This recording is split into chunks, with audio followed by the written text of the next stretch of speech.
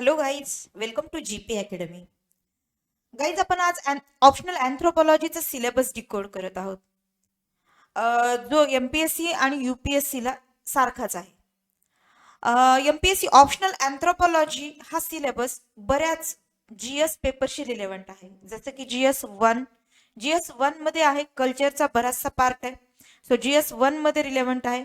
GS 2 मध्येही relevant आहे. त्या काळच्या ज्या राजकीय संघटना होत्या किंवा राजकीय स्वरूप होतं त्यावेळेच्या सोसायटीचं, तर ते एक जीएस 2 मध्ये येऊन जाईल.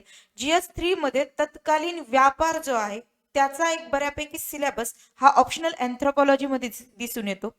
जीएस 4 मध्ये पण जो केस स्टडीज वगैरे आहेत, त्याचबरोबर अनेक एन्शंट इंडियाचे जे फिलॉसॉफर्स आहेत तर ते अँथ्रोपॉलॉजी मध्ये आहेत. तर तोच सिलेबस इथिक्स आणि इंटिग्रिटी मध्ये पण बऱ्यापैकी शो होतो. त्याचबरोबर एसे रायटिंगलाही ऑप्शनल अँथ्रोपॉलॉजीचा बराच फायदा होतो आणि त्याचबरोबर प्रिलियमलाही बऱ्याचशा गोष्टी या अँथ्रोपॉलॉजीचा सिलेबस आपल्याला दिसून येतो प्रिलियमसाठी. ओके, सो अँथ्रोपॉलॉजी याच प्रॉस्पेक्टिव्हनी घेतला जातो की मोस्ट ऑफ सब्जेक्ट या अँथ्रोपॉलॉजीमध्ये कव्हर होऊन जातो. सो बघा, अँथ्रोपॉलॉजी म्हणजे काय? अँथ्रोपॉलॉजी म्हणजे मानव वंशशास्त्र, ज्याला आपण इंग्लिशमध्ये अँथ्रोपॉलॉजी असं म्हणतो. राईट. सो गाईज, आज आपण एमपीएससी ऑप्शनल अँथ्रोपॉलॉजीचा सिलेबस डिकोड करत आहोत, ज्याचं मराठीही तुम्हाला विश्लेषण दिले जाईल. ओके, सो बघा, अँथ्रोपॉलॉजी सिलेबस बघत असताना याचे 2 पेपर आहेत.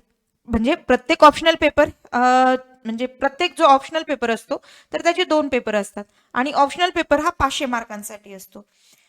यामध्ये पेपर 1 जो आहे तो 250 मार्कांसाठी आहे आणि पेपर 2 जो आहे तो 250 मार्कांसाठी आहे. ओके, सो बघूया आपण पेपर 1. पेपर 1 मध्ये पहिला टॉपिक आहे meaning, scope and development of anthropology.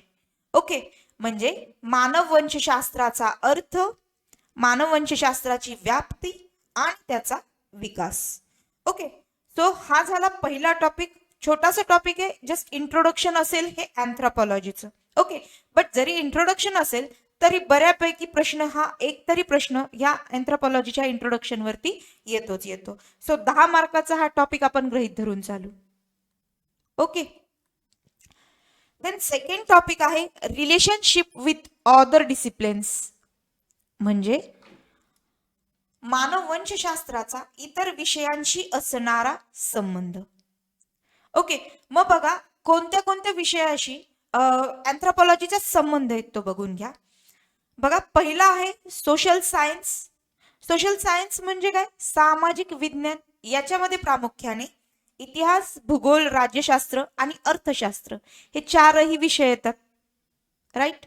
बघा, मी तुम्हाला मगाशी पण सांगितलं होतं इंट्रोडक्शन मध्ये की इतिहास आणि भूगोल जीएस 1 ला येईल, राज्यशास्त्र जीएस 2 ला येईल आणि अर्थशास्त्र जीएस 3 ला येईल.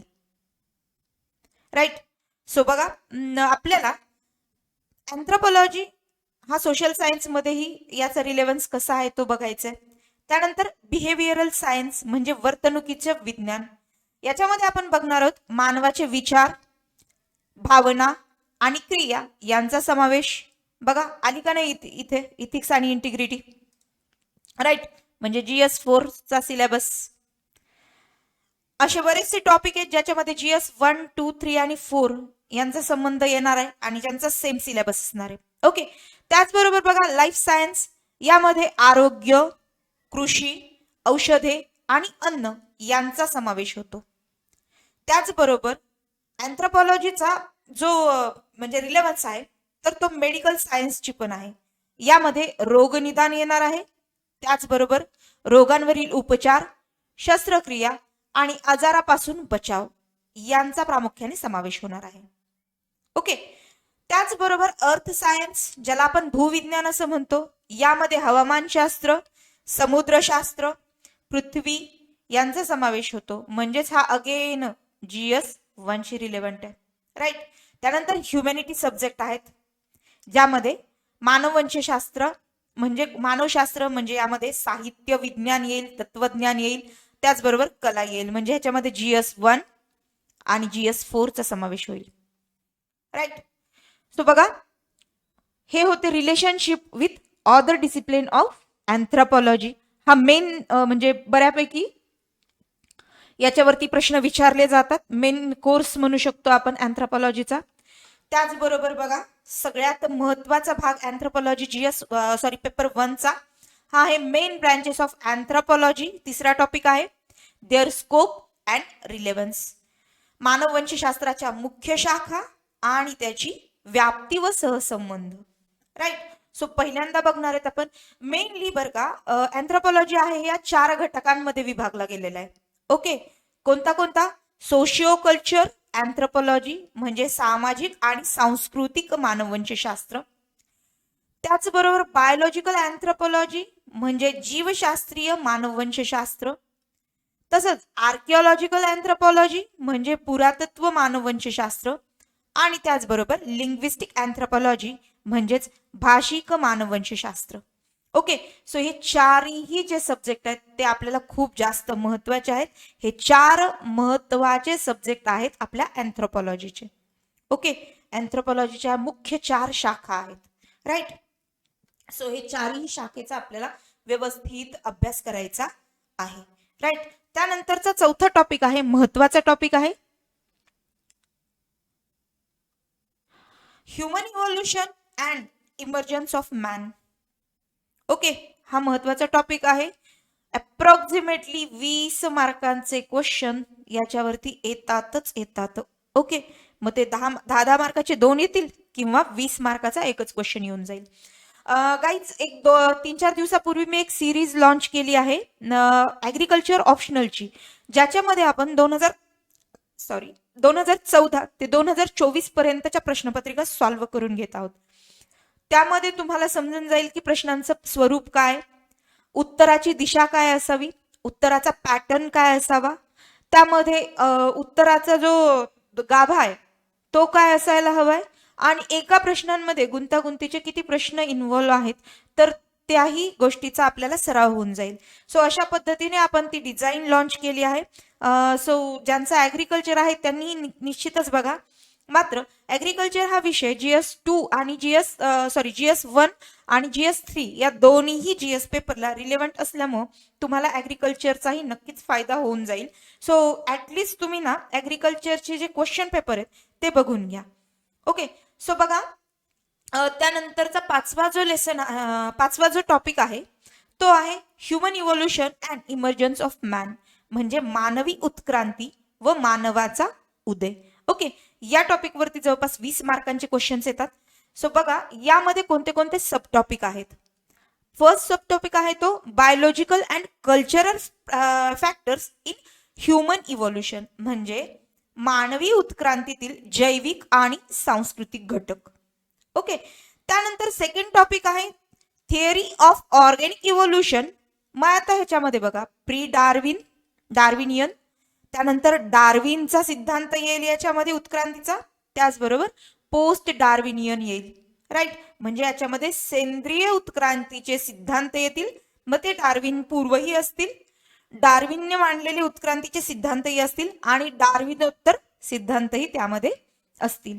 ओके. त्यानंतरचा तिसरा सब टॉपिक आहे यामध्ये सिंथेटिक थेअरी ऑफ इव्होल्युशन म्हणजेच उत्क्रांतीचा कृत्रिम सिद्धांत, तसंच उत्क्रांती विषयक जीवशास्त्रांच्या संज्ञा आणि संकल्पना. राईट. सो बघा, यामध्ये चौथा जो सब टॉपिक आहे तो पण महत्वाचा आहे. Brief outline of terms and concept of evolutionary biology. याच्यामध्ये डॉल्सचा रूल येणार आहे, कॉप्स रूल येणार आहे, त्यानंतर गेसचा रूल, त्याबरोबर parallelism, convergence, adaptive radiation and mosaic evolution म्हणजेच जीवशास्त्रीय उत्क्रांतीची संक्षिप्त रूपरेषा. मग आता ह्या ज्या रूपरेषा मांडल्यात किंवा ह्या ज्या कन्सेप्ट मांडल्यात तर त्या कोणी कोणी मांडल्यात या संदर्भामध्ये आपण डॉलचा नियम बघणार आहोत, त्याचबरोबर कोपचा नियम बघणार आहोत, गॉसचा नियम बघणार आहोत, तसेच समांतरता, अभिसरण, विकरण व मोझॅकची उत्क्रांती आपण हे महत्वाचे टॉपिक्स बघणार आहोत. ओके, आय होप तुम्हाला हे टॉपिक्स आणि सब टॉपिक्स क्लिअर होत असावेत. यामध्ये काय काय बघायचंय ते, राईट. त्यानंतरचा टॉपिक बघत आहोत आपण कॅरेक्टरिस्टिक्स ऑफ प्रिमाइट्स. ओके, प्रायमेट्स. प्रायमेट्स म्हणजे कोण? आदिमानव. म्हणजे आपल्याला काय बघायचं यामध्ये? आदिमानवाची वैशिष्ट्ये आपण या ठिकाणी बघणार आहोत.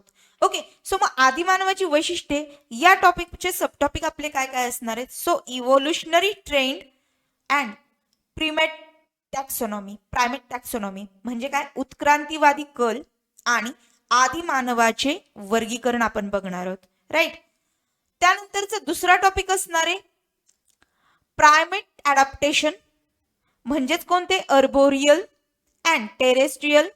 देन प्रायमेट टॅक्सॉनॉमी म्हणजे आदिमानवाचे रूपांतर बघणार आहोत आपण त्याच्यामध्ये. मग वृक्ष आणि स्थलीय दोन्ही आदिमानवाचे रूपांतरण आपण बघणार आहोत. त्याचबरोबर आपण प्रिमाइट्सचे वर्गीकरण म्हणजे आदिमानवाचे वर्गीकरणही आपण बघणार आहोत. ओके, त्यानंतरचा सब टॉपिक आहे प्रायमेट बिहेवियर म्हणजे आदिमानवाचे वर्तन आपण बघणार आहोत. त्याचबरोबर आपण बघणार आहोत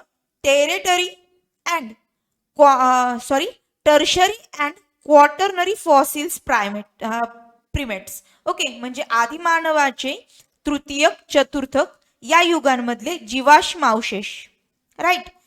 त्याचबरोबर आपण बघणार आहोत लिव्हिंग मेजर प्रायमेट्स म्हणजे प्रमुख आदिमानवांच्या प्रजाती आपल्याला यामध्ये बघायच्या आहेत, राईट. सो हे आदिमानवाचे वैशिष्ट्य आपल्याला अभ्यासायचे आहेत. आदिमानवाचे वैशिष्ट्य या टॉपिक वरती जवळजवळ आपल्याला 20 मार्कांचे प्रश्न येतात. 20 मार्कांसाठी आपल्याला हा टॉपिक बघायचा आहे, राईट. त्यानंतर बघा comparative anatomy of man and apps म्हणजे मानव व वानराची म्हणजे मानव सदृश वानराची तुलनात्मक शरीर रचना आपल्याला बघायची, राईट. म्हणजे मानवाचा कणा ताठ झाला, मग वानराचा कणा हळूहळू हळूहळू कसा ताठ होत गेला, यांची मानव आणि मानव सदृश वानराची आपल्याला काय करायची? तुलनात्मक शरीर रचना बघायची आहे. ओके, त्यानंतर बघा skeletal change due to erect posture and implications म्हणजे काय? उभा राहण्याच्या सांगाड्यात झालेले बदल. आपल्याला माहिती आहे सुरुवातीला आदिमानव असा त्याचा कणा वाकडा होता, त्यानंतर हळूहळू हळूहळू हळूहळू हळू तो ताठ उभा राहू लागला, राईट. सो त्याच्या कण्यामध्ये काय काय बदल झाला? त्यांच्या समोरच्या दोन पायांचं रूपांतर हातामध्ये कसं झालं? शेपटी कशी म्हणजे त्याची नाहीशी झाली? या सगळ्यांचा आपल्याला अभ्यास करायचा आहे. Okay, sorry. त्याचबरोबर आपल्याला नेक्स्ट टॉपिक बघायचा आहे पेपर 1 मध्ये polygenic status, characteristics and geographical distribution of the following.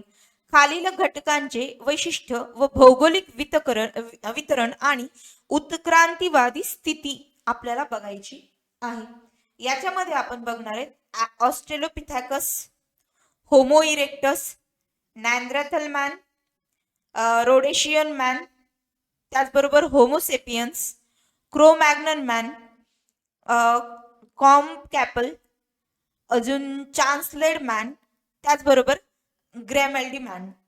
Okay, so हे जे आहेत आपल्याला उत्क्रांतीवादी स्थिती म्हणजे मानवाचे हे जे आपल्याला बघायचे ना, मानव सदृश वानव आणि वानर म्हणजे प्रिमेट्स, हे प्रिमेट्सचे टाइप्स आहेत सगळे, ते आपल्याला बघायचे आहेत. ओके, त्याचबरोबर बघा त्यानंतरचा टॉपिक आहे the biological basis of the life. Okay, जीवनाचा जैविक आधार.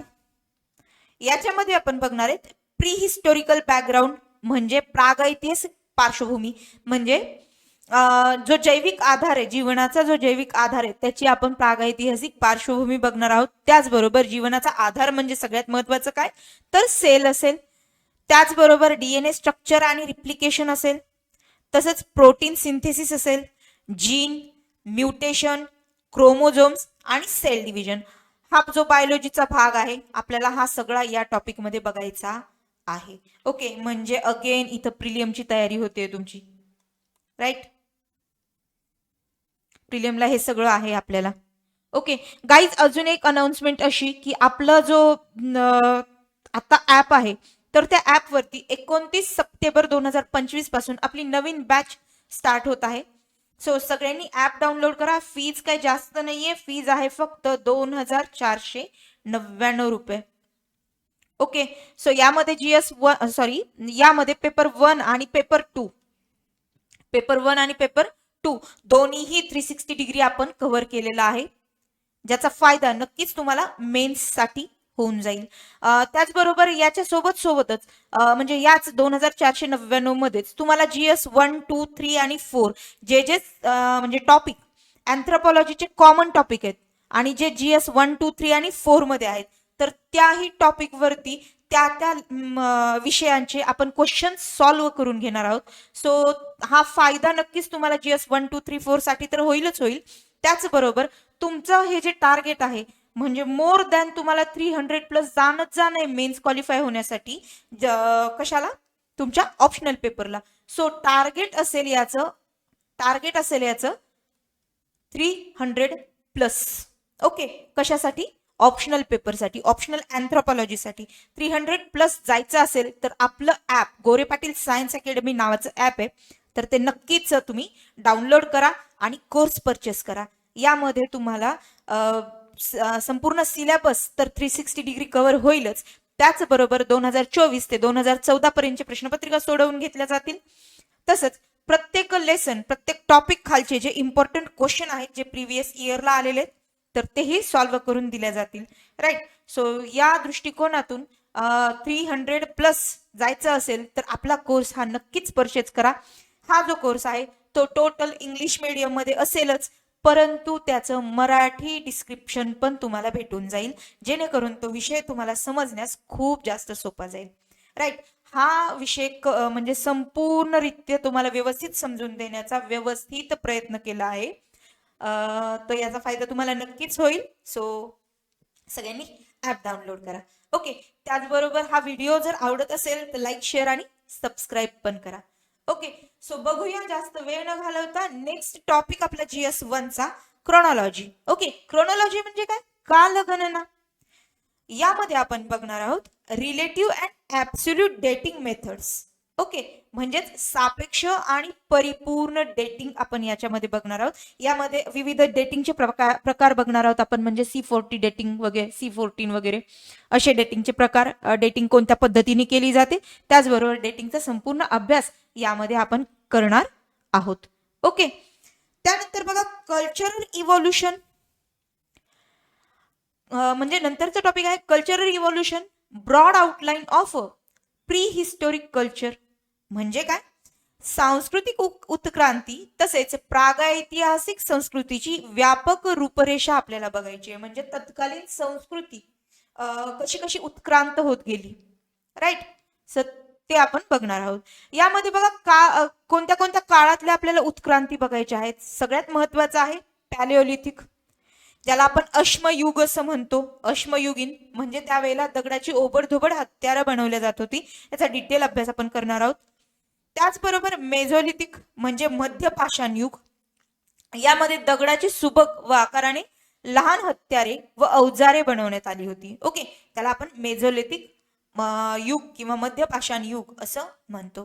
त्याचबरोबर निओलिथिक युग म्हणजे नवपाषाण युग. इथून पुढे शेती, पशुपालन आणि स्थिरावलेली वसाहत इत्यादी घटकांचा अभ्यास तसेच त्यांची संस्कृती आपण बघणार आहोत.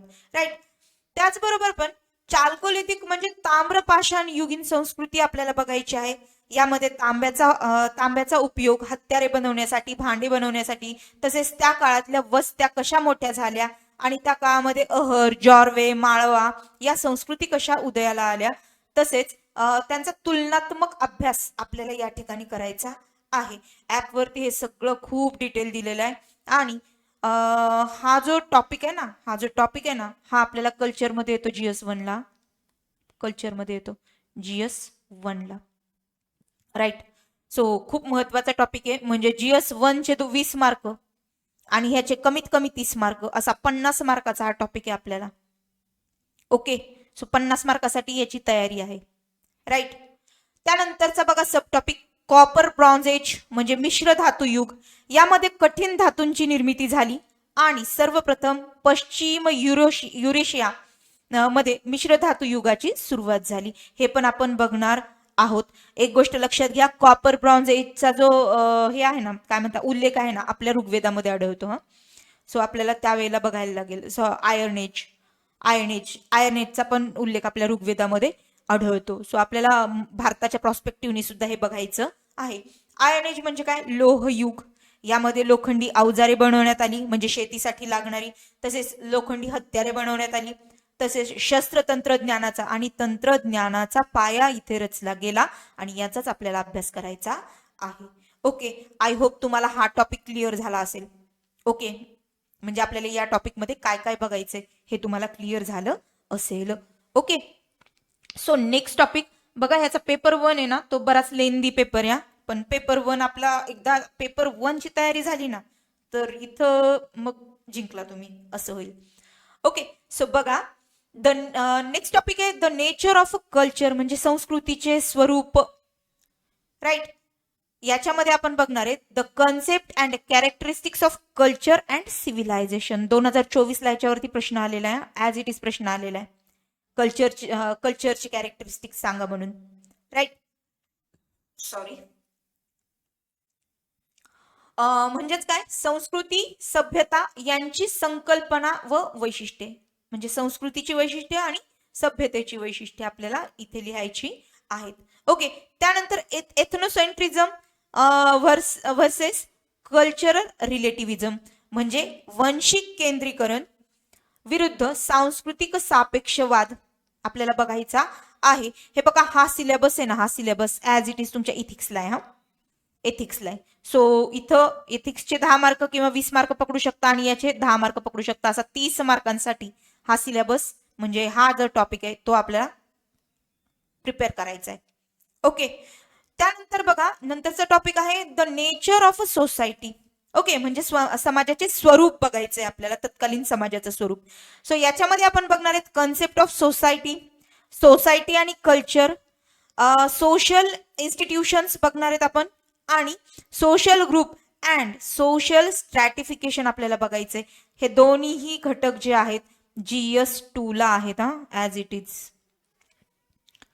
ओके, दोन्ही घटक हे GS 2 ला आहेत. त्यामुळे तुम्हाला याचा एकंदरीत अंदाज येत असेल मार्कांचा, की तुम्ही याला फक्त म्हणजे हे जे टॉपिक आहेत ते फक्त ऑप्शनल पुरते मर्यादित न राहता तुम्हाला जरा फोकस वाढवावा लागेल. GS 1, 2, 3, 4 चे पण सिलेबस समोर ठेवून तुम्हाला याच्यावरती फोकस करावं लागेल, जेणेकरून तुम्हाला मार्कांचं जे कॅल्क्युलेशन आहे ते व्यवस्थित जमेल. ओके, त्यानंतरचा टॉपिक आहे मॅरेज म्हणजेच विवाह. राईट, महत्वाचे बघा, इथून पुढे ना सोशल अँथ्रोपॉलॉजी सुरू झाली. खूप महत्वाचं आहे हे. याच्यामध्ये आपण बघणार आहे डेफिनेशन अँड युनिव्हर्सॅलिटी म्हणजे विवाहाची व्याख्या आणि विवाहाची सार्वत्रिकता आपल्याला बघायची आहे. राईट, हा टॉपिक जो आहे ना आपल्या ऍपवरती व्यवस्थित दिलेला आहे, खूप जास्त डीपमध्ये दिलेला आहे, त्यामुळं याचा अभ्यास चांगला होऊन जाईल तुमचा. ओके, त्याचबरोबर आपल्याला लॉ ऑफ मॅरेज बघायचे म्हणजे विवाहांचे कायदे. याच्यामध्ये आपण बघणार आहेत एंडोगॅमी म्हणजे जाती अंतर्गत विवाह बघायचा आहे. त्याचबरोबर एक्झोगॅमी म्हणजे जातीबाह्य विवाह आपण बघणार आहोत. तसंच हायपरगॅमी म्हणजे उच्चवर्णीय व्यक्तीचा वंचित समाजातील स्त्रीशी विवाह. राईट, म्हणजे उच्चवर्णीय व्यक्तीचा वंचित समाजातील स्त्रीशी विवाह म्हणजे काय, हायपरगॅमी. आणि हायपोगॅमी म्हणजे काय, उच्चवर्णीय स्त्रीचा वंचित समाजातील असणाऱ्या पुरुषाशी झालेला विवाह. ओके, खूप डिटेलमध्ये आपण हे टॉपिक कव्हर केलेत बरं का, मिस बिलकुल करू नका. जास्त फी नाहीये, फीचा विषय नाहीये, पण खूप डिटेलमध्ये दिलंय. एकदा तुम्ही म्हणजे व्यवस्थित बॅच केली की या सगळ्या कन्सेप्ट तुमच्या व्यवस्थित म्हणजे कंप्लीट होऊन जातील किंवा व्यवस्थित कन्सेप्ट क्लिअर होऊन जातील. त्याचबरोबर बघा, 5वा आहे इन्सेस्ट टॅबो म्हणजे रक्ताच्या नात्यात विवाहाला बंदी म्हणजे रक्ताच्या नाते म्हणजे सख्खे बहीण भाऊ यांच्या विवाहाला बंदी तत्कालीन. राईट, सो म्हणजे जे रक्ताचे नाते म्हणजे सख्खे सख्खे जे नाते तर त्यांच्यामध्ये विवाह होऊ शकणार नाही, अशा पद्धतीचा जो लॉ आहे तो पण आपण बघणार आहोत. याच्यामध्ये इन्सेट टॅबमध्ये बरेचसे प्रकार येतात, आपल्याला ते डिटेलमध्ये बघायचे आहेत. त्याचबरोबर आपण टाइप्स ऑफ मॅरेज बघणार आहेत, म्हणजे विवाहाचे प्रकार आपल्याला बघायचे. याच्यामध्ये आहे मोनोगॅमी म्हणजे एकपत्नीत्व, राईट. त्यानंतर आपण बघणार आहेत पॉलिगॅमी म्हणजे बहुपत्नीत्व, पॉलिअँड्री म्हणजे बहुपतित्व, राईट. आणि ग्रुप मॅरेज म्हणजे गट विवाह, राईट. सो हे चारही टॉपिक म्हणजे याचे सब टॉपिक आहेत हे चार, राईट. सो हे सब टॉपिकही आपल्याला व्यवस्थित बघायचे आहेत. बघा हा जो म्हणजे विवाहापासून सुरू झालेला जो हे आहे ना, तर विवाह म्हणजे डेफिनेशन विवाह आणि टाइप्स ऑफ मॅरेज, हा एकच मिनिट हा विवाह आणि टाइप्स ऑफ मॅरेज हा जो सिलेबस म्हणजे हा जो टॉपिक आहे हा बऱ्यापैकी तुम्हाला 30 मार्काला तर येतो हा. वेगवेगळ्या पद्धतीने याला प्रश्न विचारले जातील. सो या प्रश्नांची तयारी खूप महत्वाची आणि खूप डीप करावी लागणार आहे. त्याचबरोबर बघा function of a marriage and marriage regulation म्हणजे विवाहातील कार्य आणि विवाहांचे नियम. याच्यामध्ये काही विवाहांची जी कार्य आहेत ती असणार आहेत प्रेफरेन्शनल म्हणजे प्राधान्य देणारी, त्याचबरोबर प्रिस्क्रिप्टिव्ह नियमात्मक असतील आणि प्रॉस्पेक्टिव्ह म्हणजे प्रतिबंधात्मकही असतील, राईट. त्याच्यानंतर मॅरेज पेमेंट म्हणजे लग्नातील संपत्तीची देवाणघेवाण म्हणजे ब्राइड वेल्थ आणि डावरी, राईट. म्हणजे वधूची संपत्ती म्हणजे लग्न करता वेळी वधूपित्याने दिलेली म्हणजे वराकडच्या मंडळीला दिलेली वधूची संपत्ती, मग काय जे ठरलं असेल त्यांच्यामध्ये ते, आणि हुंडा स्वरूपात दिलेली दागिने आणि रक्कम याचा समावेश डावरीमध्ये होतो, राईट.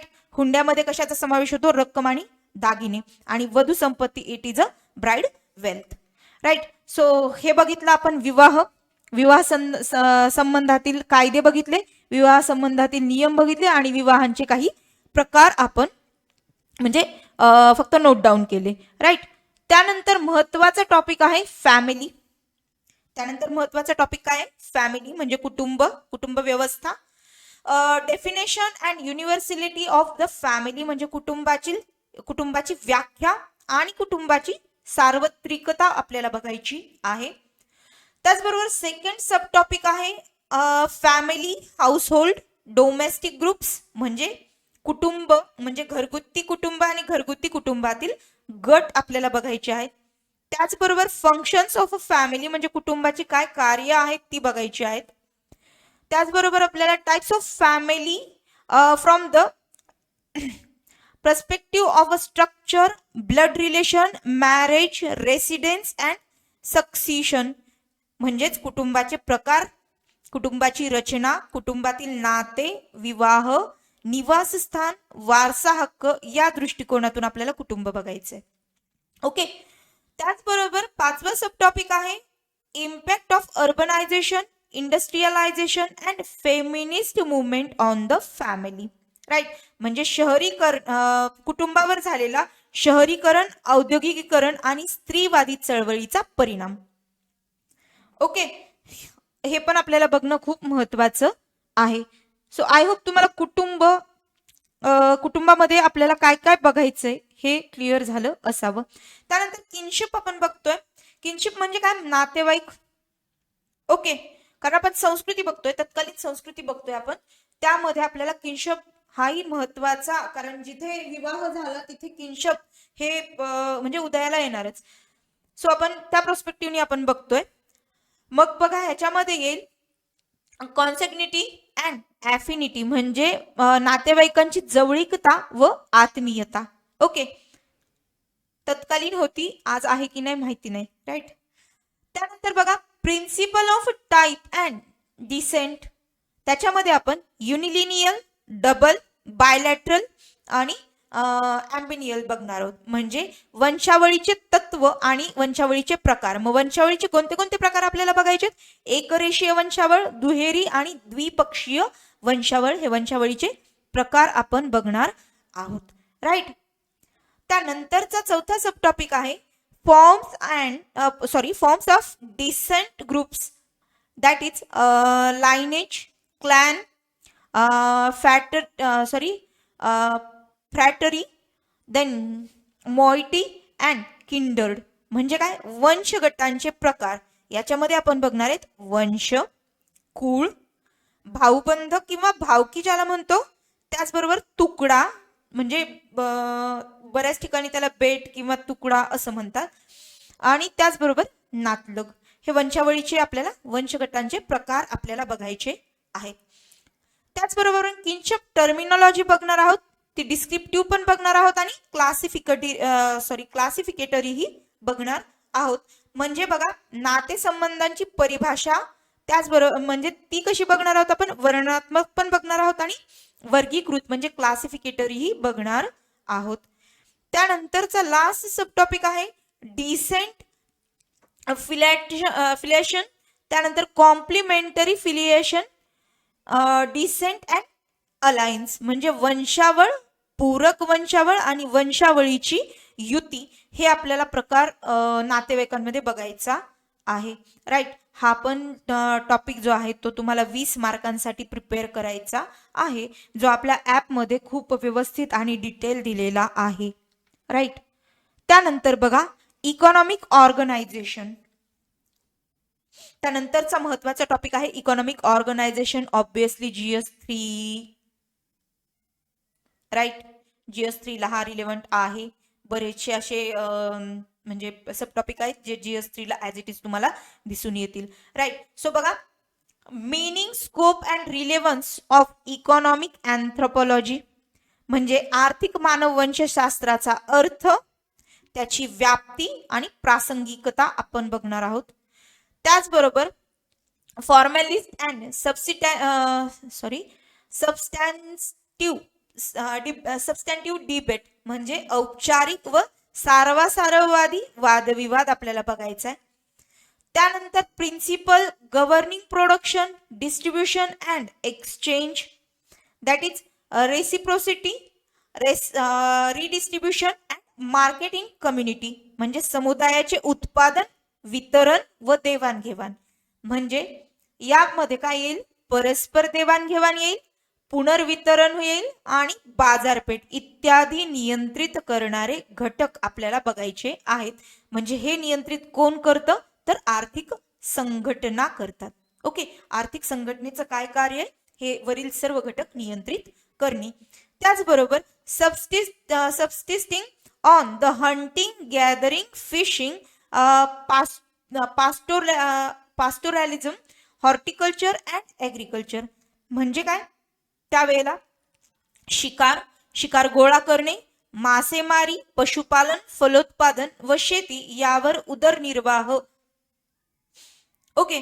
त्याचबरोबर आपण बघणार आहेत globalisation and indigenous economic system म्हणजे तत्कालीन जागतिकीकरण आणि स्वदेशी आर्थिक व्यवस्था आपल्याला बघायच्या आहेत. GS3 मध्ये हा सिलेबस येतो, त्या म्हणून आपण GS3 चे 10 मार्क आणि याचे 20 मार्क इथे गृहीत धरून हा टॉपिक जो आहे हा 30 मार्कांसाठी आपण काय करत आहोत, प्रिपेअर करत आहोत.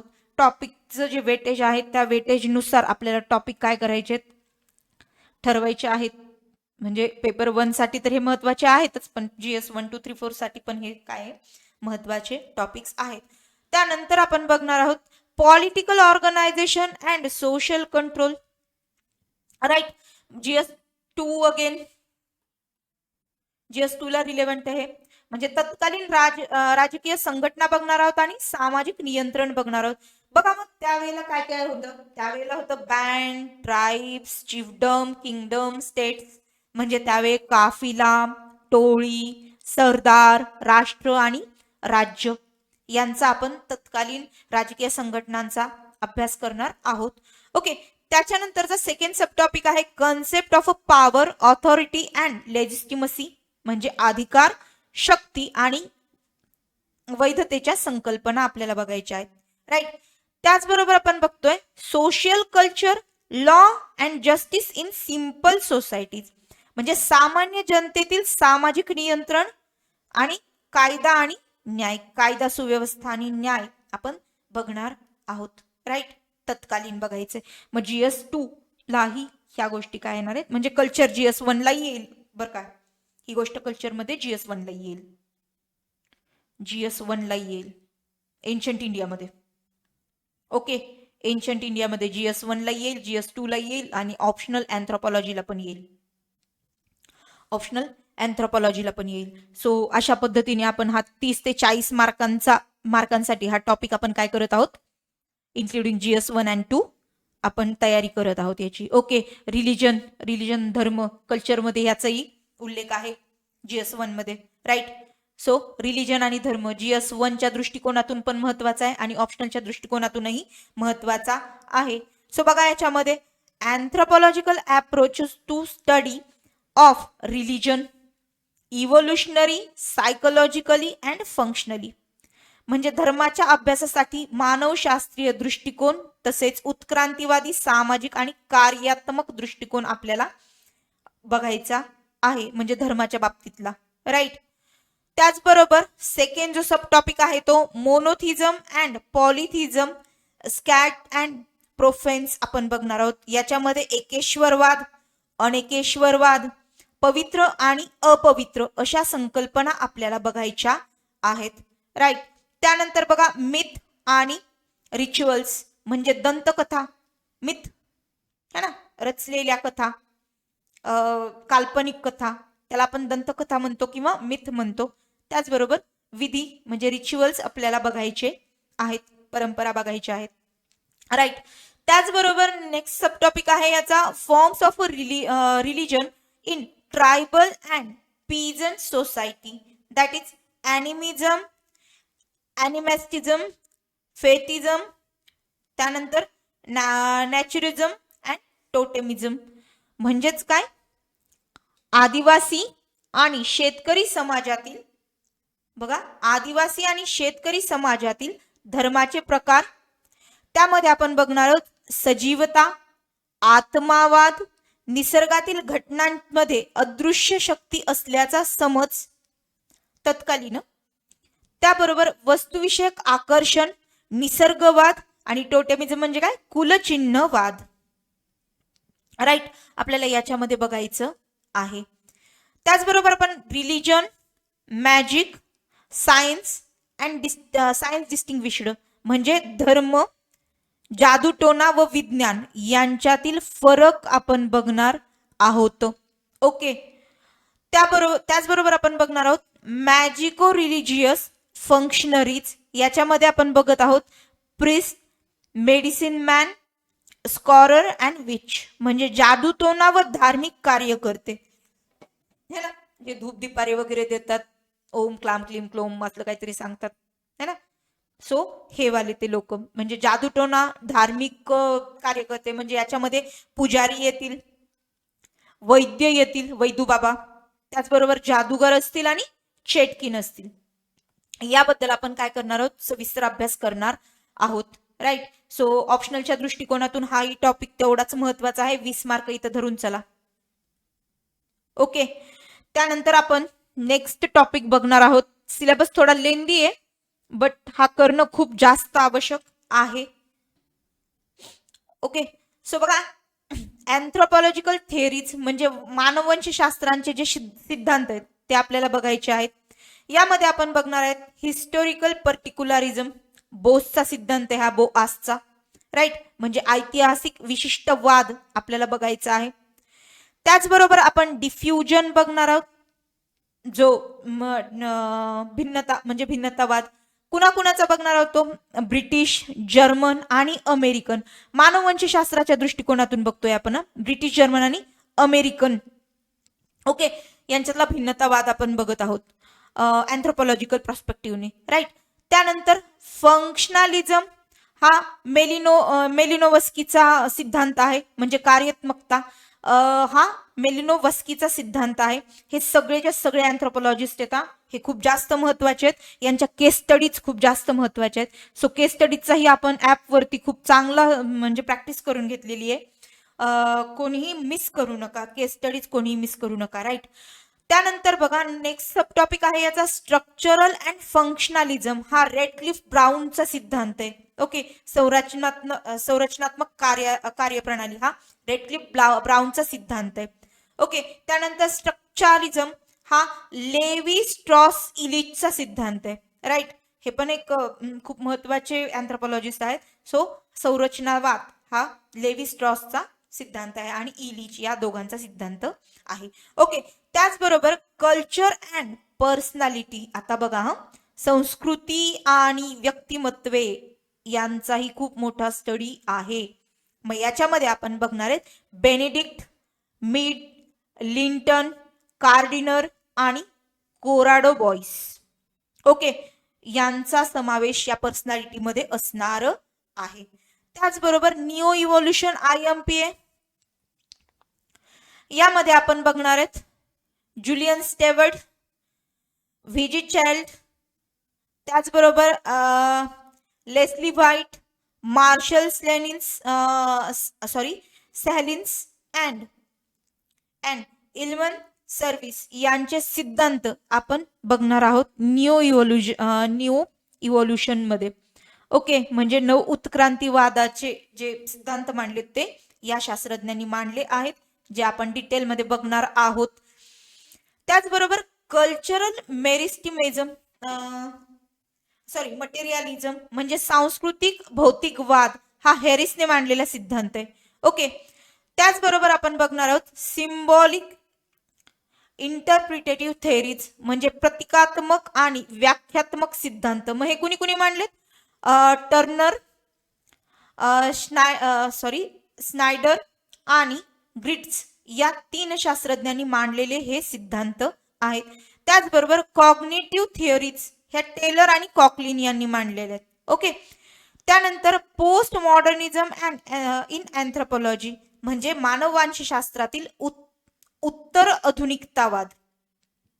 म्हणजे मानववंशशास्त्र ज्यावेळेला उदयाला आलं त्याच्यानंतरचा उत्क्रांतीवाद, उत्क्रांतीवाद किंवा आधुनिकतावाद ज्याला आपण म्हणू शकू, हे सगळे टॉपिक त्याच्यामध्ये येणार आहेत. मानववंशशास्त्रीय सिद्धांत म्हणजे अँथ्रोपॉलॉजिकल थिअरीज वरती. बघा एक गोष्ट महत्वाची आहे, लक्षात ठेवा की अँथ्रोपॉलॉजिकल थिअरीज ज्या आहेत त्या अप्रॉक्सिमेटली 30 मार्कापर्यंत जातात बरं का, केस स्टडीज मध्ये पण. आणि थिअरी तुम्हाला ज्या वेळेला प्रूफ करायचा वेळ येतो तर त्यावेळेला ह्या 30 मार्कांपर्यंत या थिअरी जातात. एकमेकांचे गुंतागुंतीचे खूप सारे प्रश्न असतात, तर ते आपल्याला व्यवस्थित डिटेलमध्ये बघायचे आहेत, त्याचा अभ्यास करायचा आहे. ओके, त्याचबरोबर बघा कल्चर, लँग्वेज अँड कम्युनिकेशन म्हणजे संस्कृती, भाषा आणि संवाद. राईट, सो याच्यामधले सब टॉपिक आहेत nature, origin and characteristics of language. त्याच्यामध्ये कोणत्या कोणत्या लँग्वेज येतील? Verbal language, non verbal communication, त्याचबरोबर social context of language use. म्हणजेच काय बघणार आहोत आपण?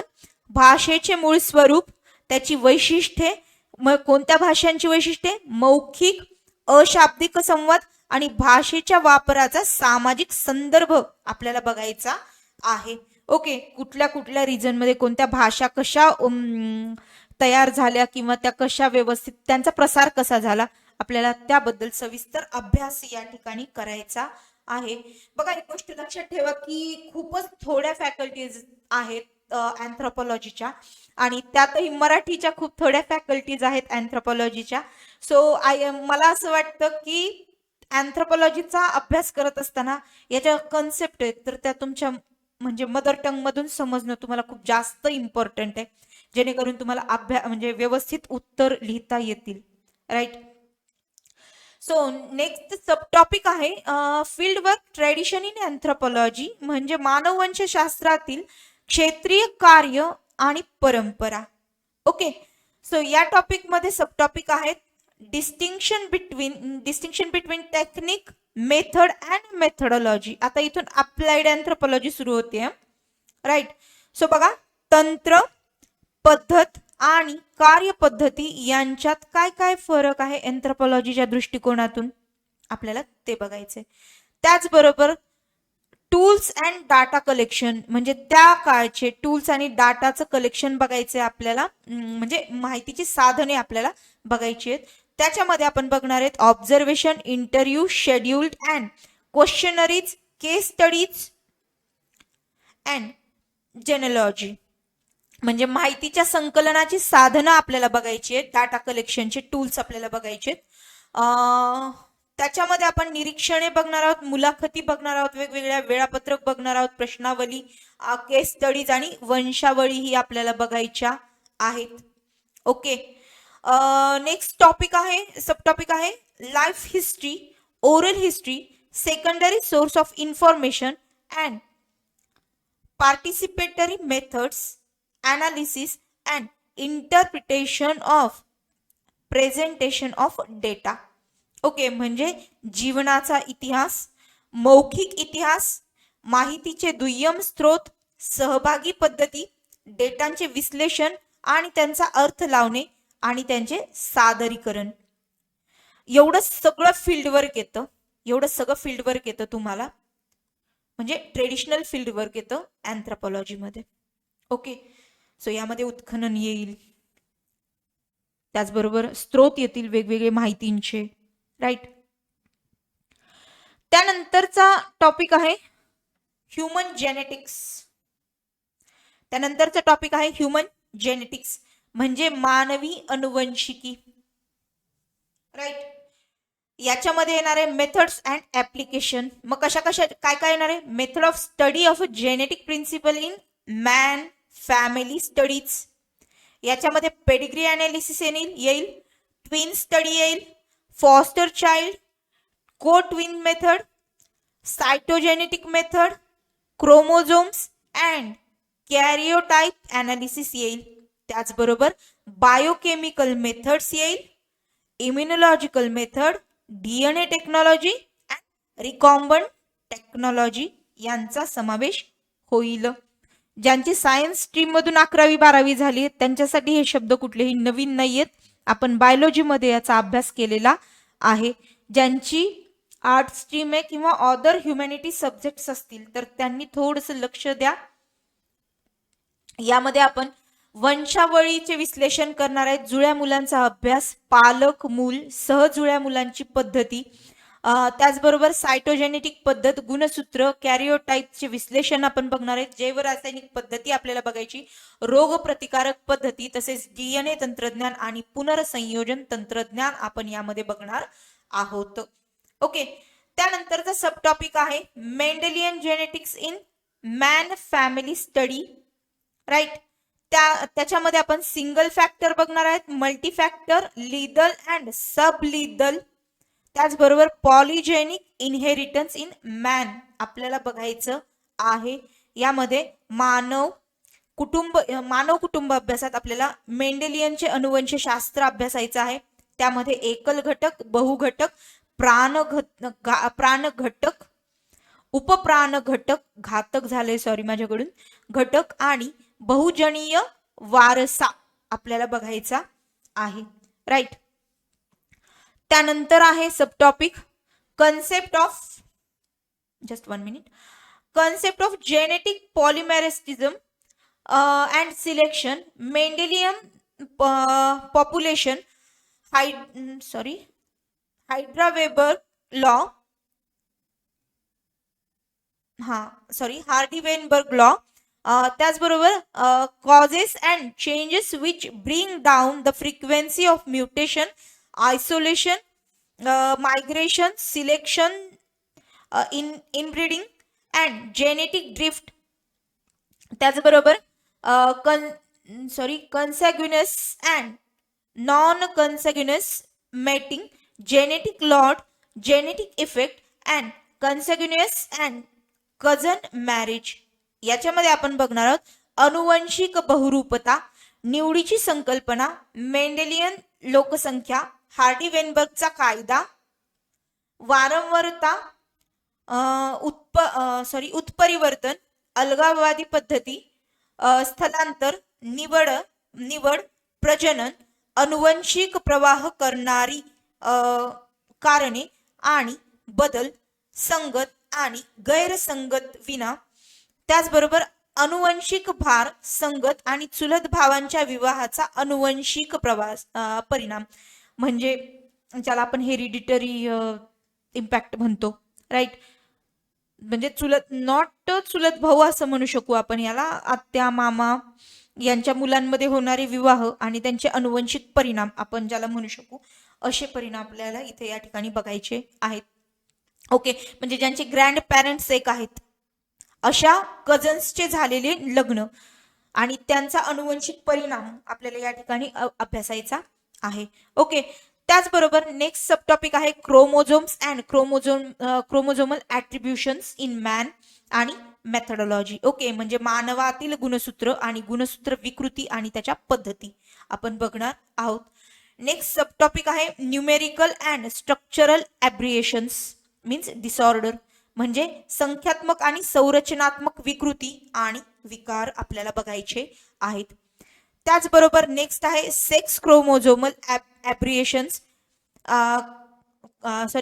क्लाइनफेल्टर, टर्नर, सुपर फिमेल, त्याचबरोबर intersex and other syndromic disorders आपल्याला बघायचे. यामध्ये लिंग गुणसूत्र विकृती, त्यामध्येच आपण क्लाइनफेल्टर बघणार आहे, टर्नर बघणार आहे, super female, intersex and syndromic विकार आपल्याला बघायचे आहेत.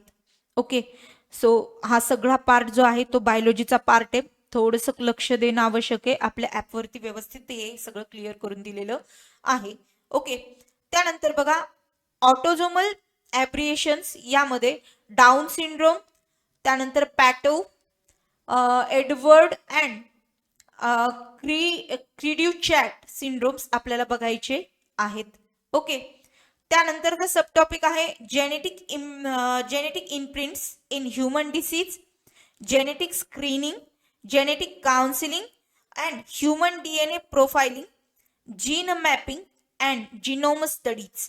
यामध्ये आपण मानवी रोगांमधील अनुवंशिक ठसे, अनुवंशिक तपासणी, अनुवंशिक समुपदेशन, मानवी DNA प्रोफाइलिंग, जीन मॅपिंग आणि जिनोमचा अभ्यास आपण करणार आहोत, right.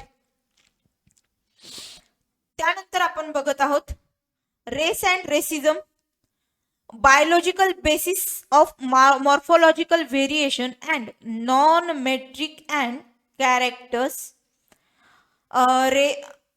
racial criteria, racial traits in relation of heredity and environment, biological basis and racial classification, racial differentiation and race crossing in man. म्हणजे मानव आणि वंशवाद, नॉन मेट्रिक आणि वर्णांच्या आकारात्मक भिन्नतेचे जैविक आधार, तसेच वांशिक निकष आणि अनुवंशिकता आणि पर्यावरणाच्या संबंधात असणारे वांशिक वैशिष्ट्य आपल्याला बघायचे. त्याचबरोबर वांशिक वर्गीकरणाचा जैविक आधार काय काय असतो ते बघायचं आहे आपल्याला, म्हणजे DNA वगैरे असं, आणि वांशिक भेदभाव काय असणार आहे, आणि माणसामध्ये वंश ओलांडणे म्हणजे त्याला आपण हेरिडिटरी आपण क्रॉस करणे असं म्हणतो, राईट. आपल्याला ते बघायचं आहे. त्याचबरोबर आपल्याला नेक्स्ट टॉपिक जो आहे तो आपण बघणार आहोत age, sex and population variation in genetic marker as a genetic marker, म्हणजे अनुवंशिक दृष्टिकोनातून वय, लिंग आणि लोकसंख्येतील फरक आपल्याला बघायचा आहे. यामध्ये आपण बघणार आहोत blood groups and blood enzymes. Okay, त्यानंतर आपण बघणार आहोत physiological characteristics, body fat, pulse rate, respiratory function and sensory precipitation in different cultural and socio economic group, म्हणजे शारीरिक वैशिष्ट्ये वेगवेगळ्या सांस्कृतिक आणि सामाजिक आर्थिक गटामध्ये शरीरातील चरबी, नाडीचा वेग, श्वसन कार्य आणि संवेदी धारणा इत्यादी आपण यामध्ये बघणार आहोत. ओके, सो आय होप तुम्हाला हे टॉपिक क्लिअर होत असतील. म्हणजे टॉपिक मध्ये आपल्याला काय काय बघायचं आहे, ऍटलीस्ट हे जरी क्लिअर झालं ना तरी पण तुम्हाला खूप फायदा होऊन जाईल यामध्ये. आणि बायोलॉजीचा सिलेबस असल्यामुळे प्रिलियमला याचा बऱ्यापैकी फायदा होतोच आहे. राईट. त्यानंतर बघा concept and method of ecological anthropology म्हणजे पर्यावरणीय मानववंशशास्त्राच्या संकल्पना आणि पद्धती. राईट. याच्यामध्ये आपण बघणार आहोत biocultural adaptation, genetic and non genetic factors म्हणजे जैव सांस्कृतिक अनुकूलन, अनुवंशिक आणि अनुवंशिक नसलेले घटक आपल्याला बघायचे आहेत.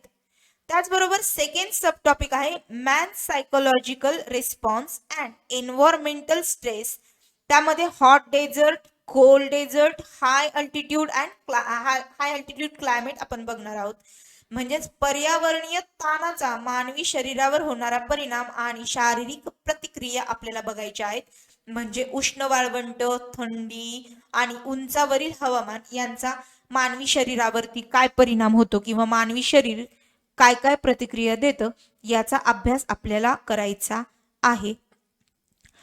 त्यानंतर इपिडेमिलॉजिकल अँथ्रोपॉलॉजी म्हणजे महामारी विषयक मानववंशशास्त्र. ओके. मग यामध्ये आपण बघणार आहोत डिफिशियन्सी रिलेटेड टू डिसीजेस म्हणजे कमतरतेशी संबंधित असणारे रोग. बघा हा टॉपिक पण प्रिलियमला येतो आहे.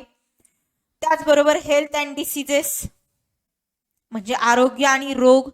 त्यानंतर infectious and non infectious disease म्हणजे संसर्गजन्य आणि गैरसंसर्गजन्य रोग यांचा अभ्यासही आपल्याला या ठिकाणी करायचा आहे. 10 मार्क धरून चला याला. ओके. त्यानंतर nutritional concept of human growth and development मानवी वाढ आणि विकासाची पौष्टिक संकल्पना काय काय ती बघू आपण. स्टेजेस ऑफ ग्रोथ म्हणजे प्रीनॅटल, नॅन्टल, इन्फंट, चाइल्डहुड. त्यानंतर ऑडोलेन्सिस, मॅच्युरिटी अँड सेन्सिस म्हणजे प्रसूतीपूर्व वाढीचे काय काय टप्पे आहेत. प्रसूतीपूर्व, जन्मपूर्व, त्यानंतर बाळंतपण, बालपण, किशोरावस्था, परिपक्वता आणि वृद्ध अवस्था. आपल्याला मानवी वाढीचे हे 4 टप्पे बघायचे आहेत आणि त्यांच्या संदर्भातल्या न्यूट्रिशनल कॉन्सेप्ट आपल्याला बघायच्या आहेत. ओके. त्याचबरोबर बघा factors affecting growth and development, genetic, environmental, biochemical, nutritional, cultural and socio economic nutrition आपल्याला बघायचं आहे.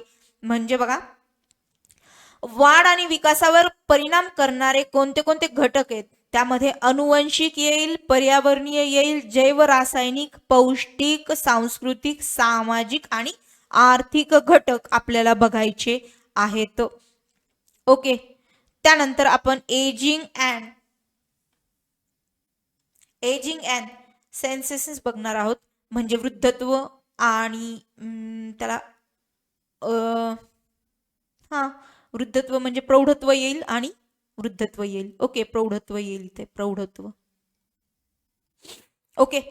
त्याचबरोबर बघा theories of observation, biological and chronological longevity म्हणजेच सिद्धांत आणि निरीक्षण, त्याचा जैविक आणि कालानुक्रमे दीर्घायुष्य आपल्याला बघायचं आहे. म्हणजे एजिंग आता बरोबर कमी व्हायला लागले त्या संदर्भातला हा अभ्यास आहे. राईट. त्यानंतर ह्युमन फिजिक अँड सोमॅटोटाइप्स आपल्याला बघायचे आहेत म्हणजे मानवी शरीर आणि शरीराची ठेवण आपल्याला बघायची आहे. त्याचबरोबर मेथडॉलॉजीज फॉर ग्रोथ स्टडीज म्हणजे वाढीच्या अभ्यासाच्या पद्धती आपल्याला बघायच्या आहेत. राईट. त्यानंतर आपल्याला महत्वाचा भाग बघायचा आहे. महत्वाचा सब टॉपिक आहे relevance of menarche, menopause and other bioevents to the fertility म्हणजे मासिक पाळी, रजोनिवृत्ती आणि इतर जैविक घटक जे कुणाशी संबंधित आहेत. प्रजनन क्षमतेशी संबंधित असणारे घटक जे आहेत म्हणजे मासिक पाळी, रजोनिवृत्ती आणि जैविक घटक हे आपल्याला बघायचे आहेत. त्याचबरोबर आपला नेक्स्ट सब टॉपिक आहे फर्टिलिटी पॅटर्न अँड डिफरन्सिएशन म्हणजे प्रजनन पद्धती आणि त्यांच्यातला फरक आपल्याला बघायचा आहे. त्याचबरोबर demographic theory, biological, social and cultural बघायचं आहे. म्हणजे लोकसंख्याशास्त्रीय सिद्धांत जो जैविक, सामाजिक आणि सांस्कृतिक दृष्ट्या आपल्याला अभ्यासायचा आहे.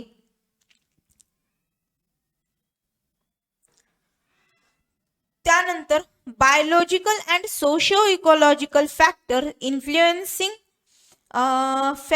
फॅक्युंडिटी, फर्टिलिटी, नॅटलिटी अँड मॉर्टॅलिटी म्हणजे प्रजनन क्षमता, जन्मदर, मृत्यूदर यावर परिणाम करणारे जैविक आणि सामाजिक व तसेच पर्यावरणीय घटक आपल्याला अभ्यासायचे आहेत. आय होप तुम्हाला हा सब टॉपिक क्लिअर हे सगळे सब टॉपिक क्लिअर झालेले असतील. कशाचे? मानवी वाढ आणि विकासाची संकल्पना आपण बघत होतो. त्याचबरोबर नेक्स्ट टॉपिक जो आहे तो ऍप्लिकेशन ऑफ अँथ्रोपॉलॉजी बघत आहोत आपण. म्हणजे मानवी वंशशास्त्राचे उपयोग काय काय आहेत.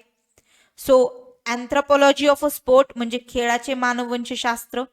त्याचबरोबर न्यूट्रिशनल अँथ्रोपॉलॉजी म्हणजे पौष्टिक आहार संबंधीचे मानव वंशशास्त्र. Anthropology in designing designing of defence and other equipment म्हणजे संरक्षण आणि इतर उपकरणासंबंधीचे डिझाईन संबंधीचे मानववंश शास्त्र. त्याचबरोबर फॉरेन्सिक अँथ्रोपॉलॉजी म्हणजे न्यायवैद्यक शास्त्र व न्यायवैद्यकीय मानववंशशास्त्र आपल्याला बघायचं आहे.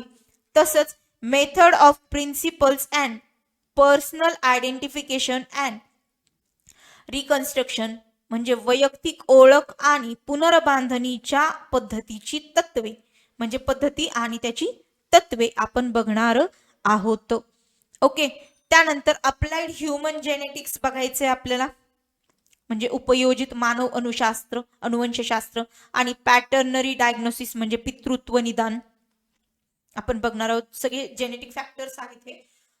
सो बायोलॉजीचा सिलेबस आहे हा बऱ्यापैकी. त्यानंतर जेनेटिक काउन्सिलिंग अँड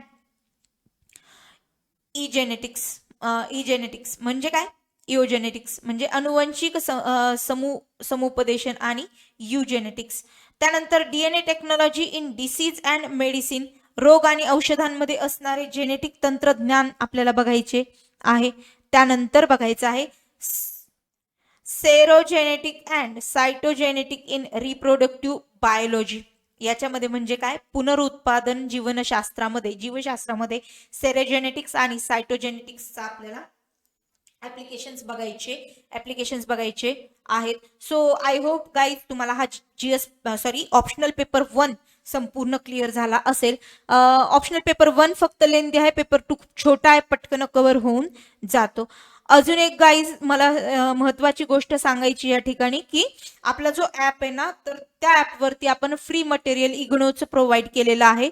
आणि ज्या काही नोट्स आहेत आपल्याला, कारण तुम्हाला पण माहिती आहे सगळ्यांना की आयोग जे आहे तर इग्नोच्या नोट्स प्रेफर करतं, राईट.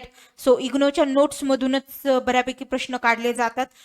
त्यामुळे इग्नोच्या नोट्स मी ऍपवरती फ्री मटेरियल्स मध्ये दिलेले आहेत. सो तेही मटेरियल बघून घ्या. त्याचबरोबर या व्हिडिओच्या डिस्क्रिप्शन मध्ये ही पीडीएफ मी टाकलेली आहे. सो पीडीएफ तुम्ही प्लीज डाउनलोड करा किंवा तुम्ही त्याची प्रिंटआउट मारून घ्या, कारण हा सिलेबस मराठीतून सिलेबस आपणच प्रोव्हाइड केलेला आहे. आतापर्यंत कोणीच प्रोव्हाइड नाही केलाय, याचा म्हणजे मुद्दामच सांगावं असं वाटतं ही गोष्ट. सो आपण आता ऑप्शनल पेपर 1 पाहिला आहे. आता पेपर 2 बघत आहोत आपण, राईट. सो बघा, पेपर 2 मध्ये पहिला टॉपिक आहे इव्होल्युशन ऑफ इंडियन कल्चर. आता हा जो आहे ना पेपर 2 हा इंडियाच्या बाबतीत आहे, एन्शंट इंडियाच्या बाबतीत, म्हणजे फुल ऑफ GS1, कारण कल्चर आहे, सिव्हिलायझेशन आहे ना, हरप्पन वगैरे वगैरे वगैरे हे सगळं त्याच्यामध्ये येणार आहे, राईट. सो बघा, सिंधू संस्कृती याच्यामध्ये संपूर्ण येईल. बघा, evolution of Indian culture and civilisation, भारतीय संस्कृती आणि भारतीय संस्कृतीचा विकास आपल्याला बघायचा आहे. याच्यामध्ये प्री हिस्टोरिक, पॅलिओलिथिक, मेझोलिथिक, निओलिथिक आणि निओलिथिक, चाल्कोलिथिक आपण बघणार आहोत. म्हणजे प्रागैतिहासिक अश्मयुगीन संस्कृती बघायची भारताच्या बाबतीत.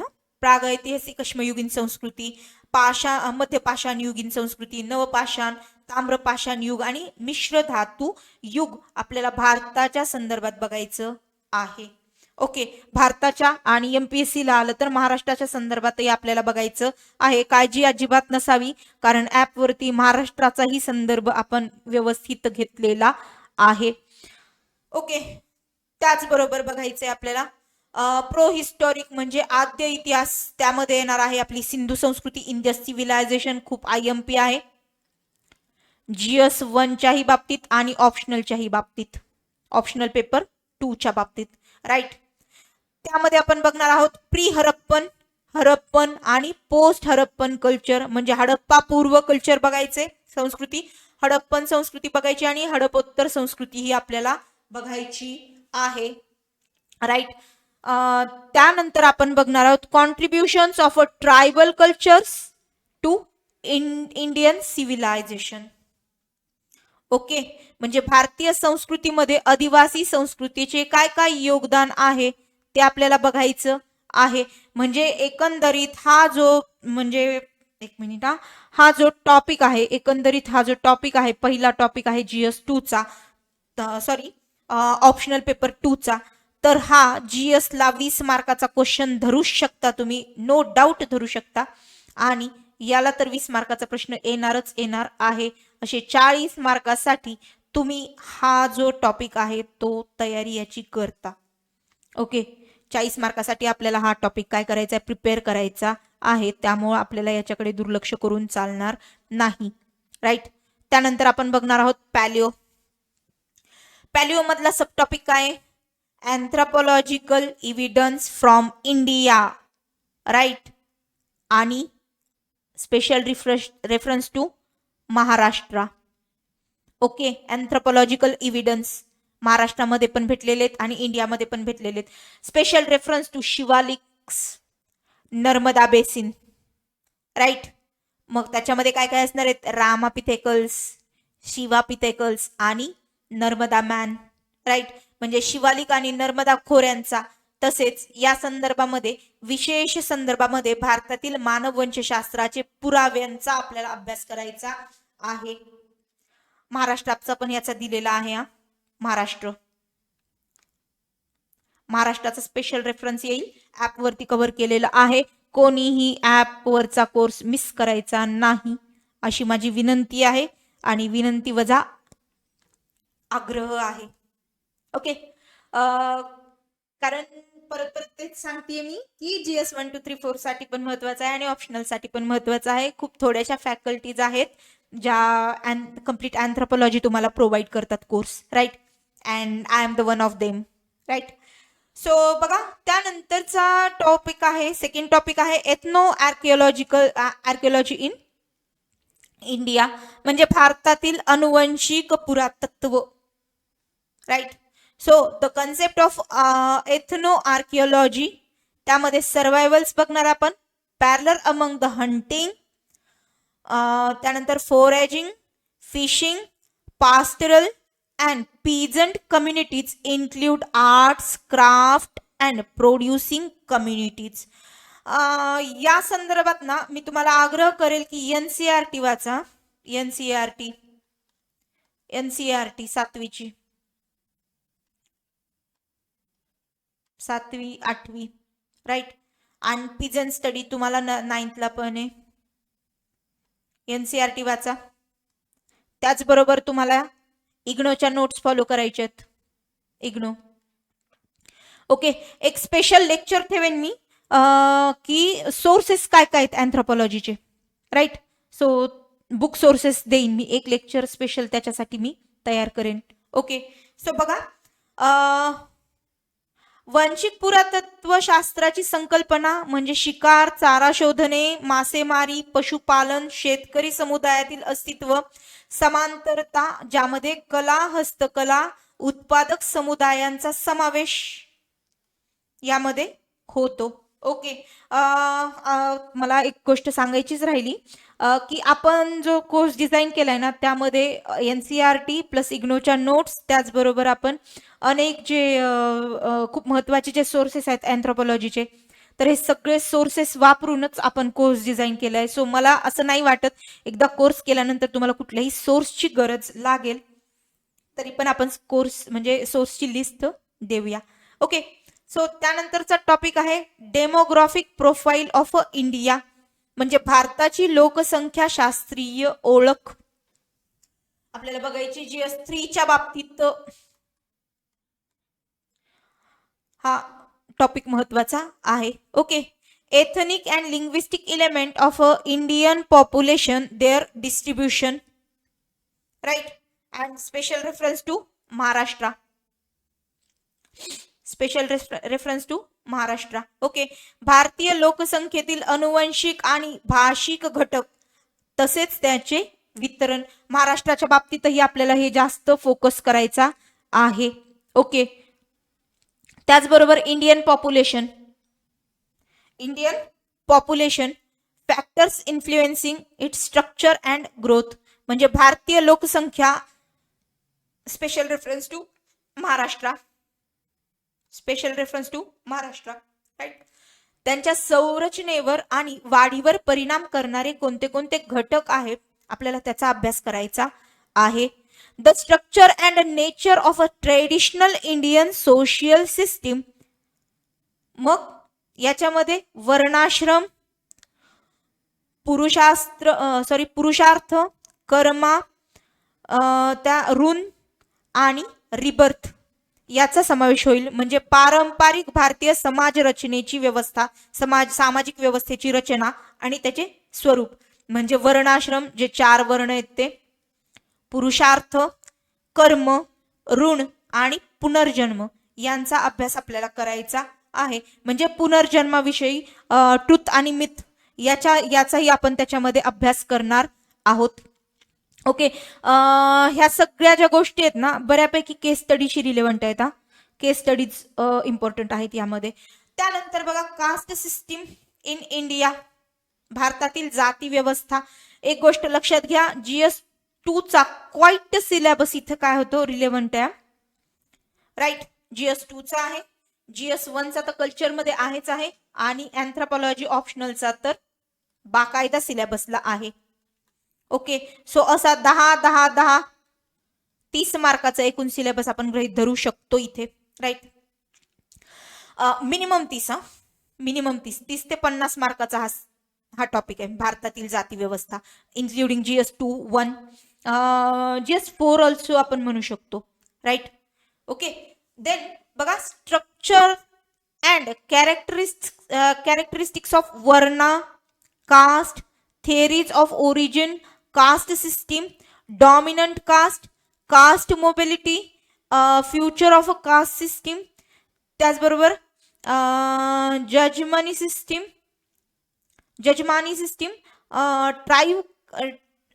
ट्राइब केस, कंटिन्युझम. ओके,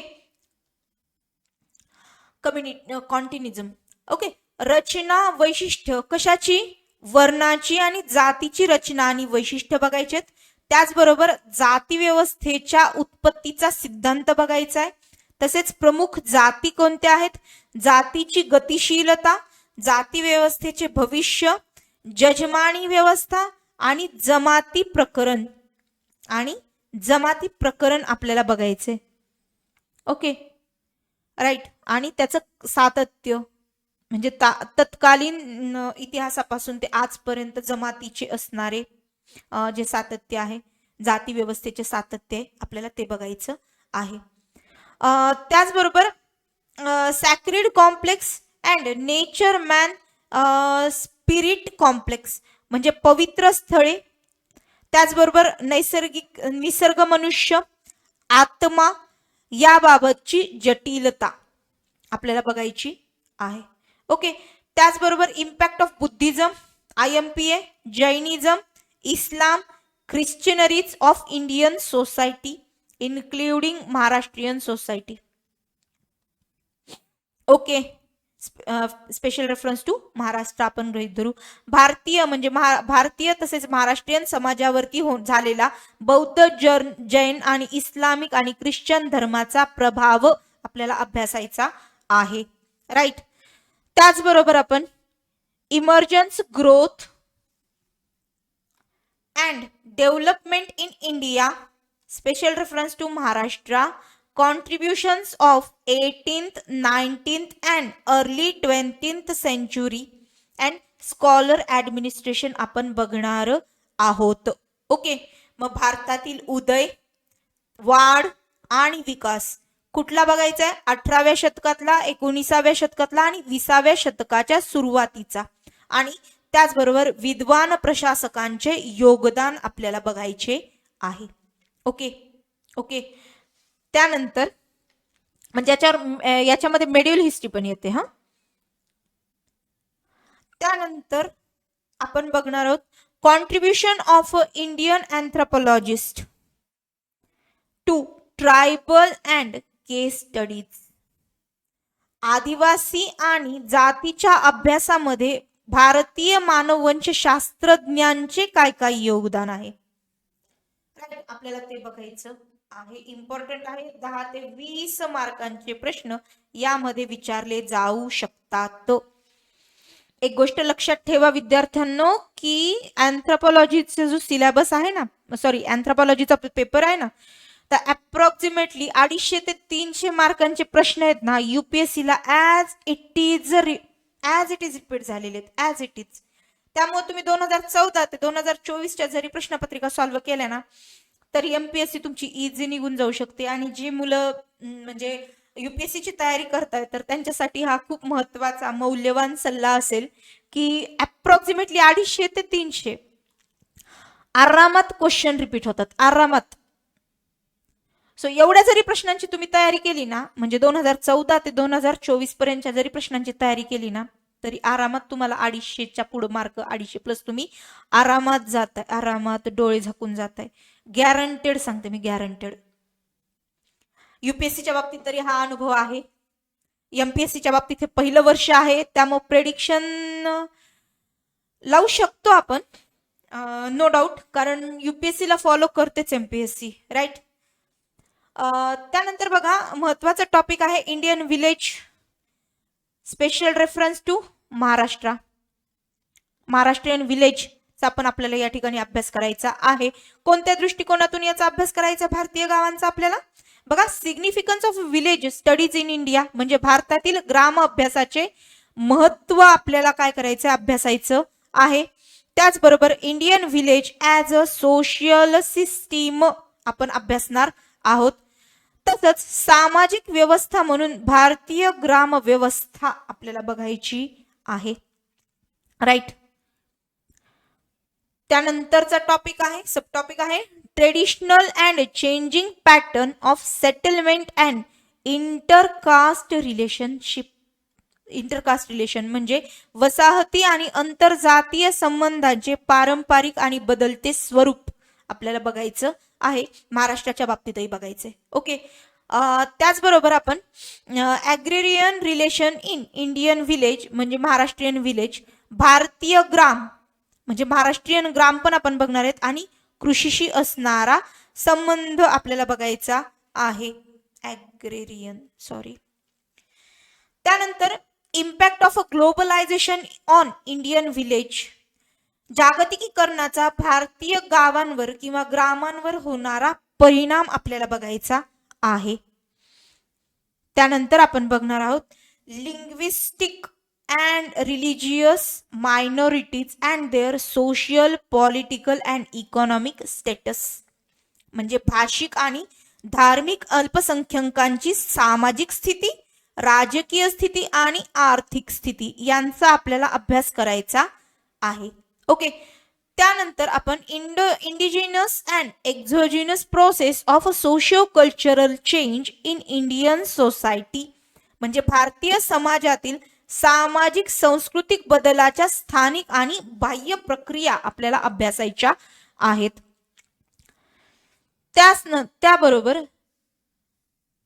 त्याचबरोबर संस्कृतिझेशन म्हणजे संस्कृतीकरण, वेस्टर्नायझेशन म्हणजे पाश्चात्तीकरण, आणि मॉडर्नायझेशन म्हणजे आधुनिकीकरणाचाही आपल्याला अभ्यास करायचा आहे, राईट. त्यानंतर interplay and little and great tradition म्हणजे छोट्या आणि मोठ्या परंपरांचा परस्पर संवाद आपल्याला या ठिकाणी अभ्यासायचा आहे. ॲपवरती खूप डिटेलमध्ये दिलेलं आहे हे सगळं. आपण आता फक्त सिलेबस डिकोड करतोय, राईट. त्यानंतर panchayati raj and social change, GS2 again. Panchayati raj आणि सामाजिक बदल आपल्याला बघायचा आहे, कंपॅरेटिव्ह स्टडी आहे. त्याचबरोबर आपल्याला मीडिया अँड सोशल चेंज म्हणजे माध्यमे आणि सामाजिक बदलांचाही अभ्यास आपल्याला या ठिकाणी करायचा आहे. अप्रॉक्सिमेटली हा टॉपिक जो आहे हा 20 मार्कांसाठी आपण गृहीत धरू शकतो. ओके. त्यानंतर ट्रायबल सिच्युएशन इन इंडिया म्हणजे भारतातील आदिवासी परिस्थिती काय काय ती बघणार आहोत आपण. Biogenetic variability, linguistic and social economic characteristics of tribal population and their distribution म्हणजे आदिवासी लोकसंख्येची वंश अनुवंशिक विविधता, भाषिक आणि सामाजिक आर्थिक वैशिष्ट्ये आणि त्यांचे वितरण आपण अभ्यासायचे आहे. ओके. आय होप तुम्हाला क्लिअर होत असावं. काही डाऊट असतील तर कमेंट सेक्शन मध्ये प्लीज विचारा. ओके. त्यानंतर बघू आपण प्रॉब्लेम्स ऑफ ट्रायबल कम्युनिटीज म्हणजे आदिवासी समुदायांच्या ज्या काही समस्या आहेत त्यांचा आपल्याला अभ्यास करायचा आहे. यामध्ये प्रामुख्याने काय येईल, लँड एलिनेशन, पॉवर्टी, त्याचबरोबर indebtedness, low literacy, poor educational facility, unemployment, under employment, health and nutrition म्हणजे जमीन हस्तांतरण, गरिबी, कर्जबाजारीपणा, कमी साक्षरता, कमी शैक्षणिक सुविधा, बेरोजगारी, अल्प रोजगार, आरोग्य आणि अल्पपोषण या संबंधी आपल्याला अभ्यास करायचा आहे. या प्रमुख आदिवासी समुदायांच्या या समस्या आहेत ज्यांचा आपण सविस्तर अभ्यास करणार आहोत, ज्याचा अभ्यास आपल्याला GS3 मध्ये पण आहे. राईट. कारण सस्टेनेबल डेव्हलपमेंट गोल शी संबंधित असणारा हा घटक आहे. राईट. त्यानंतर developmental project and their impact on tribal displacement and problems and rehabilitation म्हणजे विकासात्मक प्रकल्प, त्याचा आदिवासी विस्थापन आणि पुनर्वसनाच्या समस्यांवर होणारा परिणाम आपल्याला अभ्यासायचा आहे. डिटेलमध्ये आपण ह्या सगळ्याची तयारी करून घेतलेली आहे. ओके. आणि युट्यूबला पण लवकरच एक इनिशिएटिव्ह सुरू करत आहे मी, ज्यामध्ये 2014 ते 2024 पर्यंतच्या UPSCच्या ऑप्शनल अँथ्रोपॉलॉजीच्या प्रश्नपत्रिका आपण सोडवून घेत आहोत. तर सगळ्यांनी न चुकता बघायच्या. तेवढी जरी सिरीज बघितली तरी मोर दॅन इनफ आहे तुम्हाला 150 मार्क्स तुम्हाला मिळवण्यासाठी. बट तुम्हाला जर 300+ मार्क मिळवायचे असतील तर ॲपवर नक्की या. ओके. त्यानंतर बघा development of forest policy and tribals म्हणजे वन धोरण आणि आदिवासींचा विकास आपल्याला बघायचा आहे. त्याचबरोबर नेक्स्ट सब टॉपिक आहे impact of urbanisation industrialisation on tribal population म्हणजे आदिवासी लोकसंख्येवर शहरीकरण आणि औद्योगिकीकरणाचा झालेला किंवा होणारा परिणाम आपल्याला अभ्यासायचा आहे. ओके. त्याचबरोबर बघा problems of exploration and descriptive of scheduled caste, scheduled tribes and other backward classes म्हणजे अनुसूचित जाती, अनुसूचित जमाती आणि इतर मागासवर्गीयांच्या शोषण त्याचबरोबर वंचिततेच्या समस्या इत्यादीचा आपल्याला अभ्यास करायचा आहे. ओके. त्यानंतर आपण बघणार आहोत constitutional safeguards of scheduled tribes and scheduled caste म्हणजे अनुसूचित जाती आणि अनुसूचित जमातींसाठी संविधानिक संरक्षण काय काय दिलेलं आहे. GS2 चा अगेन पार्ट आलेला आहे. सो त्या दृष्टिकोनातून हाच सब टॉपिक आपल्याला 20 मार्काला येईल. दरवर्षी प्रश्न येतो याच्यावरती. GS1 ला पण येतो, GS2 ला पण येतो आणि ऑप्शनल अँथ्रोपॉलॉजीला पण येतो. डेफिनेटली येतो कारण 20 मार्काचा हा सब टॉपिक आहेच आहे. राईट. त्यानंतर आपण बघत आहोत social change and contemporary tribal society म्हणजे सामाजिक बदल आणि समकालीन आदिवासी समाज याबद्दल आपण अभ्यास करणार आहोत. त्यामधले सब टॉपिक आहेत impact of modern democratic institution, development programme and welfare measure on tribal and weaker sections. Right. त्यानंतर आपण बघत आहोत आदिवासी आणि दुर्बल घटकावर आधुनिक लोकशाही संस्था, विकास कार्यक्रम आणि कल्याणकारी उपायांचा काय काय प्रभाव होतो. राईट. वेलफेअर मेजर्स आपण बघणार आहोत. सगळा GS2 शी रिलेव्हंट आहे सिलेबस हा, म्हणजे आय एम सॉरी हा टॉपिक GS2 शी रिलेव्हंट आहे. Okay. The concept of ethnicity, ethnic conflicts and political developments. वंशिक संकल्पनांचा वंशिकतेच्या संकल्पना, वंशिक संघर्ष आणि राजकीय घडामोडींचा अभ्यास आपल्याला करायचा म्हणजे एन्शंट इंडिया पासून ते आजपर्यंतचा. ओके. त्यानंतर आपण बघणार आहोत unrest among the tribal community. एक गोष्ट लक्षात घ्या, ह्या आपण कम्युनिटीज बघतोय त्या India and special reference to Maharashtra संदर्भात बघत आहोत. राईट. म्हणजेच बघा आदिवासी समुदायातील अशांतता याचाही अभ्यास आपल्याला करायचा आहे.